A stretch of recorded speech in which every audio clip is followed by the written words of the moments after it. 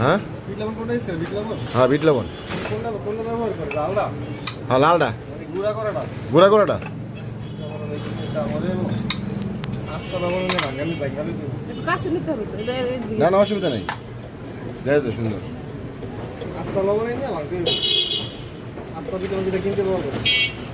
না, মানে পাথরটা পাথরটা হ্যাঁ আচ্ছা আচ্ছা তাইলে আমাদের ভিতরে বসার জায়গাটা আর ভিতরে বসে জায়গা আছে বসি। বসে দাঁড়া ওই যে এই বানানোর এটা শেষই প্রায় বানানো চিনি দেবো হুম। চিনি দেবো মিনিমাম 2 থেকে 3 চামচ হ্যাঁ লেবু বেশি দেবো লেবু না দিলে চা ভালো লাগবে না হ্যাঁ সব কিছুই পারফেক্টলি দেবো তাহলে হ্যাঁ হ্যাঁ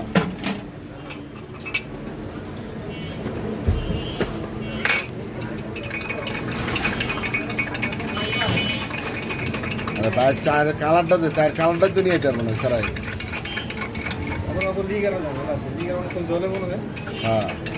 বেশিক্ষণ জলে লিগার